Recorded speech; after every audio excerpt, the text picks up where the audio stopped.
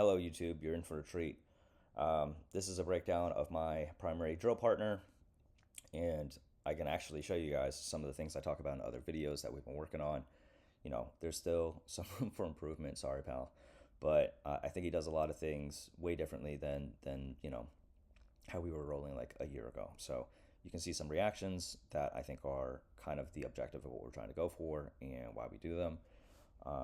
If you enjoy the content, buy me a coffee, link in bio. Also, please support my coaches and main influences for all the jiu-jitsu that I'm hopefully doing well to like communicate over to you guys. All right, let's get started. So, yeah, right off the bat, right? Straight spine, this is really good. It prevents the stack. I think something I notice in this match a little bit more is if you feel like they're pushing the weight down and you're getting shoved into the earth, your hips will rise. And you see that a few times in this specific, friendly roll. But I think overall, not getting rolled as badly as the average player. So I think there's definitely progress being done. We still have to practice some stuff, but really good example. Better than I could find on most of YouTube because like most people don't play this. Actually, a really good example is if you watch Jon Carlo versus Joseph Chen. Joseph Chen basically does the exact thing that I'm describing, where he keeps his back to the mat and he just like is not able to be stacked. It's great. Something else I want to discuss is this grip on the bottom of your soles. I don't quite have an answer yet, but I don't think it's as threatening as most people think, right? The idea here is when you grab someone's ankles from the inside, they can usually pummel their top, their big toe on the inside here and then reestablish some frames, right? Or if you frame too low, they can kind of throw their heel over the top and beat down and then get a frame back that way, right? But if you grab the soles of their feet, it actually kind of kills the pummel, which is interesting. But I don't think is as threatening because the distance to go from here all the way to a hip is actually like pretty substantial, right? It's kind of tough because you have to like let go of the foot and kind of use speed to establish inside control on the hip or an underhook or something. And within that time, I think you have a shit ton of time as the guard player to just get your foot back, right? Obviously, this is going to depend on your hip dexterity, your leg length, and all that other stuff, but I don't know. It doesn't feel as threatening. It doesn't feel like there's offensive options, and you're kind of just hoping that the person's going to like just let you pass. And another thing to note is that I know exactly where your hands are going to be. Whether or not you grab the ankle, you grab the soles of my feet. This is exactly what we're working on, right? Like, yeah, these are the only points of connection that the guard player can do. So I know where their hands are going to be, and I know one of the main pain points of playing guard in no-gi is what does your coach tell you? Oh, get connection, get grips. You need to control. You need to slow them down, right? This is it. I know where your hands are going to be. There's otherwise, you're going to get a stalling because the person on top has the onus to pass. I'm just going to sit there and look at you and then talk some smack. And then you're going to give me your hands and I'm going to grab them. I wouldn't necessarily do this kind of a grip where it's kind of like a burrito grip. Like you see how he's kind of grabbing it as if he's eating the hand like a burrito. I would do the opposite with like a sword grip, which is the four fingers are on the bottom and the thumb is on top. And the reason for that is because I really like the no-gi lasso system that the movement art guys do. And we kind of see that here. So within this position, right, he kind of has this burrito grip. I've seen a lot of like Henzo guys do this. Some of my old coaches do this, and it feels legit. It feels like it replicates the push-pull slack feeling of the gi. And the idea is you grab here with an X over your thumbs, so completely closed circuit, right? But you are committing two grips on one arm. You can only play this kind of style of grip if you have a frame. If this foot is like here or something, or you have like some kind of connection on the bottom. And the idea is that you are effectively simulating a pull similar to like a collar sleeve because you are grabbing this as a closed circuit and you're going to push your thumbs towards them. You're going to make their fist face themselves. And when you do that, it takes all the slack out of their elbow and their shoulder. And then, to counteract that pull that's coming in through this arm, you need to have a quote unquote push, right? Really, you need a frame. So you need to have a frame, and then it just makes the person feel really immobile. That's valid. I don't really play that style though, because in my opinion, I think unless it's like a reverse Kimura, I don't really do that. Reverse Kimura is like my bread and butter, but I still don't play it unless I'm in close guard because I'm scared of the pass, right? You're effectively still pulling a person, which if they maneuver around your frames, you're pulling them into the pass. So that's something to be mindful of. I would actually prefer the opposite grip, where you have a sword grip here And the rationale is that you could take this foot, lace it over the top, and you enter into your no-gi lasso, playing on the near side hip. I don't have a great example of footage of this within the context of this role. You'll just have to like go and subscribe. You have like a discounted, I think, first free month or something from Movement Art Online. Highly recommend it. You can watch the whole course there. I'm still working through that stuff, so yeah, highly recommend it. Right, and the main goal is you have options. If they're leading with their upper body, you can attack the Choi bar off the top. I think in this particular situation, this is kind of the wrong reaction, right? He's not really leading upper body here. He's kind of just like basing down. And the answer to this is actually you can just push them, right? Like when someone is in not combat base, but they're on the balls of their feet, all their weight is centered here, right? So all you need to do is really just like have a grip or a frame with the top arm, and the bottom arm goes and grabs the far ankle, and you can basically do a pendejo sweep where you pull on the ankle towards you and you stomp down with your right foot, and they'll just fall on their ass, and then you can start fighting out a double guard pull. That's like main bread and butter, like one of the main reactions I get. Another thing to note here is this space is closed. That's really good, right? Completely negates any ability for this person to go and flank with like a long step style kind of passing into a top spin. That's something we're working on. And the grabbing on the sole of the foot is like kind of okay, but like this frame isn't really taken out. It's like kind of taken out. And yeah, from this position, I think I would go for the sweep as opposed to the Choi bar. Right? He knocks that off. Classic. Very AOJ. I feel like that's everywhere. Now they kind of reset, right? And then here, what I want to point out is this elbow is underneath this knee. This is exactly what I'm talking about, guys. Like, you can't have this hip pinned if you're wedging your own knee up. Like, you were always going to be able to recover this bottom leg, right? Completely different story if this right arm was above this knee, because then they could just, like, use their hand, pin this leg to the mat, and then start passing you. Right? Again, satelliting, knowing where your grips are, because yeah, obviously you have to grab my foot. This is not ideal in the sense that the bottom foot is getting stuffed down, and the top one as a reaction should really go up high. You want to play one low, one high. Lachlan talks about this. It just makes it really hard for people to pass because a lot of the Toriandos and a lot of the stacks work because they can push both feet down or both feet up, right? And by staggering them, you just retain guard a lot better. It also allows you to unwind differently, right?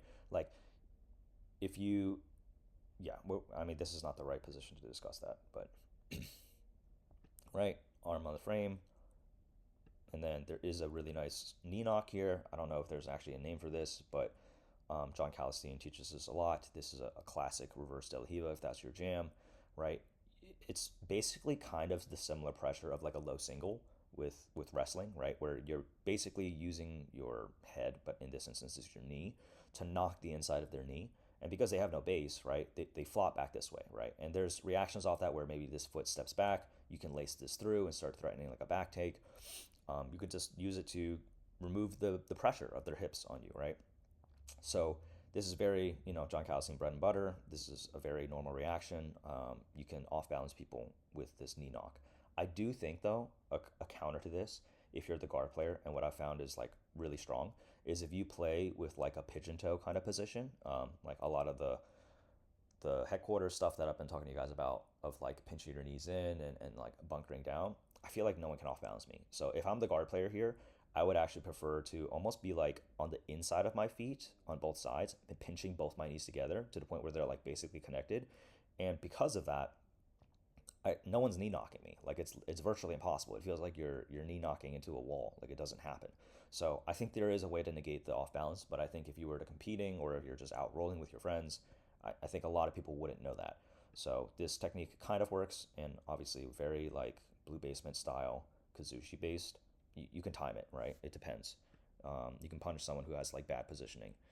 And then the thing I want to talk about here is this really good transition. This grip, right?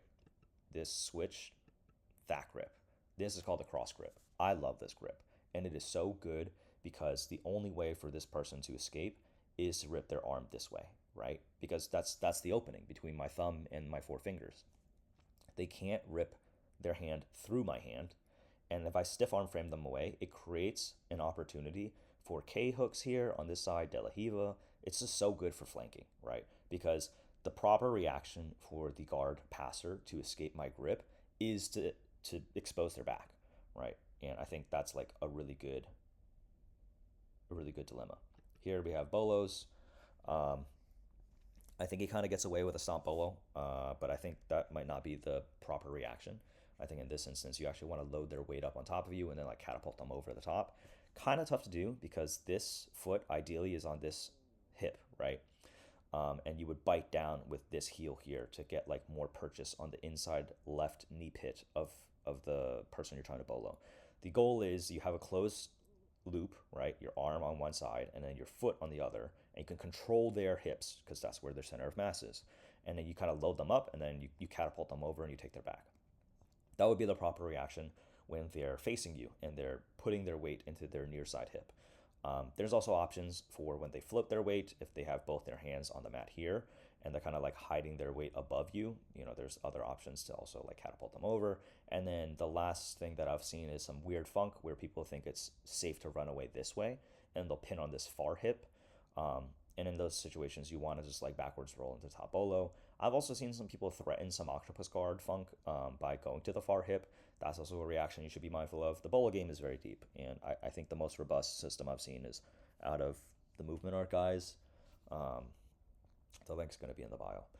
In this specific situation, though, I think if I feel like I'm stuck and I can't get a closed loop circuit here, I would actually insert my knee behind this foot that is out of frame and enter into like a shin wedge position, right?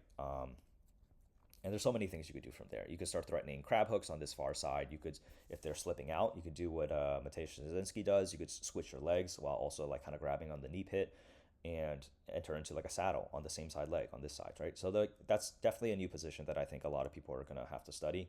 It's been so good for me. I think it's really, really good. And it's, anytime you put somebody that is a higher belt into a position that they've never been, you effectively make them a white belt, right? That's what Keenan says. So you should just study everything and be aware of it. Shin wedge is what I think this is called.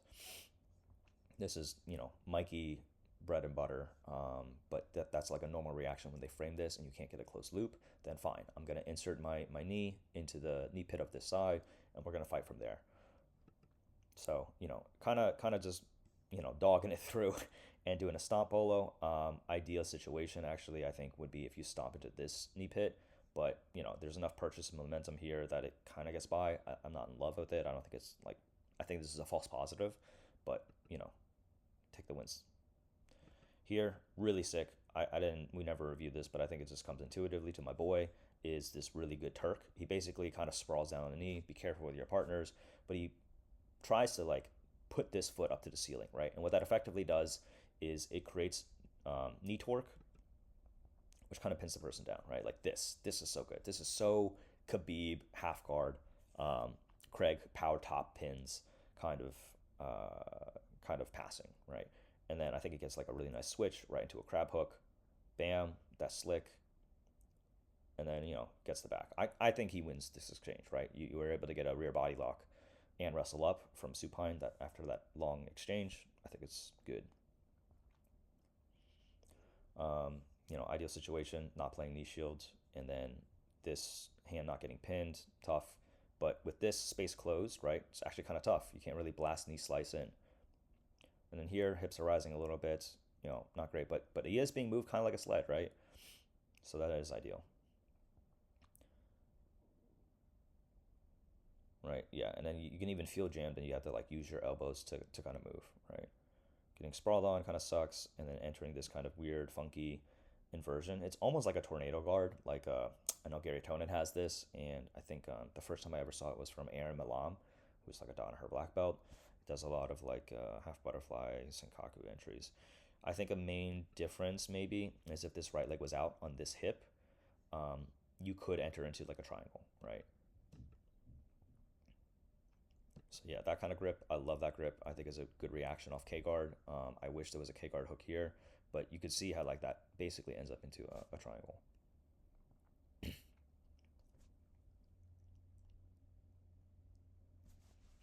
Right, again, this is really good practice, right? Having someone press down, you start to slide like a sled, hips lower to the mat, you don't get rolled, right?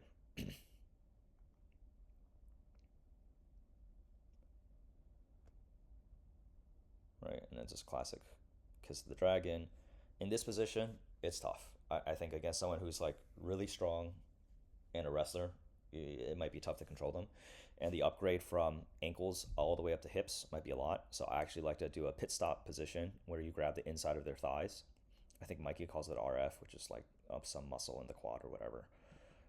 And here, I think is actually kind of a flaw. So I don't think rear body lock is the most ideal configuration for this. And the rationale is because you're going to see this top player spin out this way, right?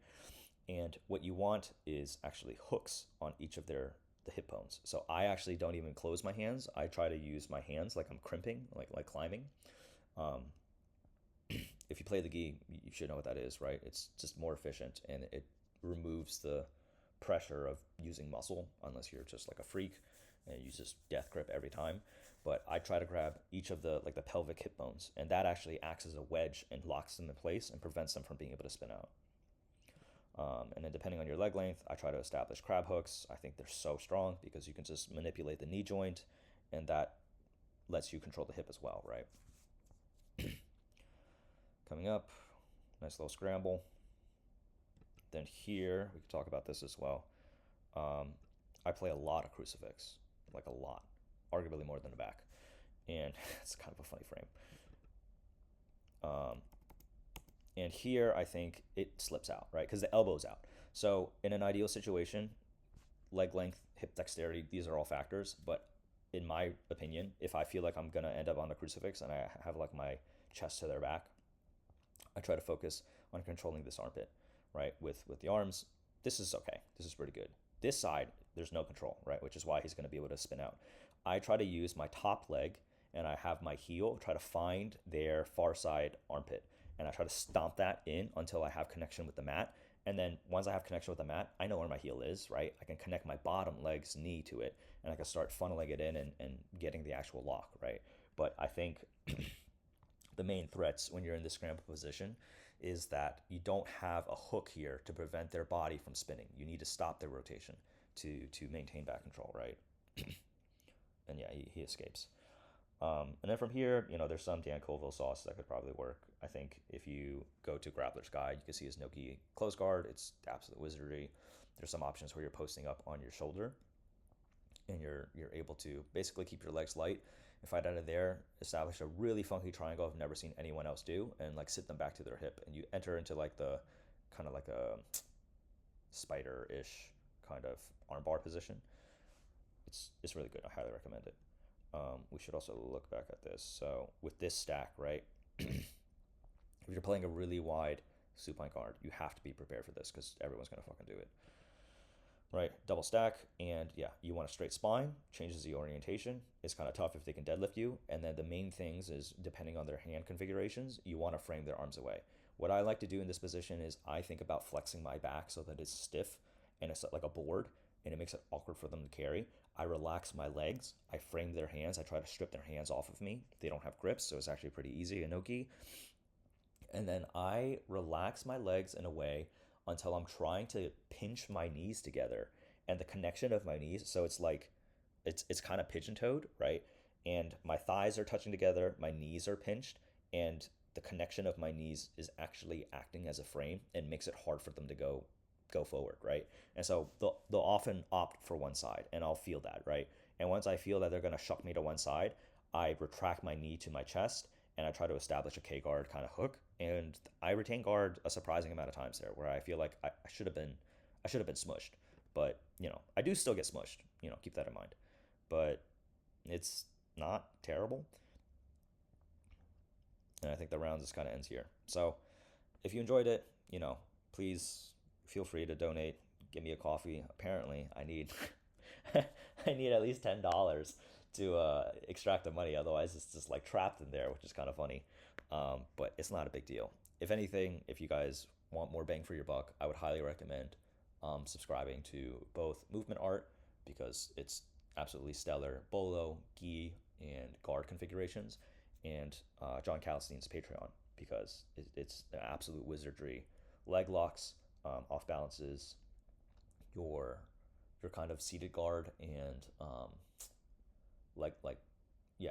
Wrestle ups. Yeah. The stuff that I'm bad at. But yeah, those are the two main sources of all my jujitsu inspiration. And obviously, I watch a lot of instructionals online with Lachlan. I watch literally everything because I'm bored. Cool. Hope this was helpful.